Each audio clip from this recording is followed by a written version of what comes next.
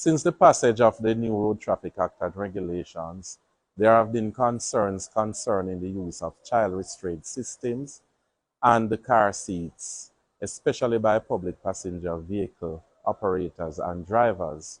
We also note that based on those concerns, the authorities have indicated that they are reviewing the matter.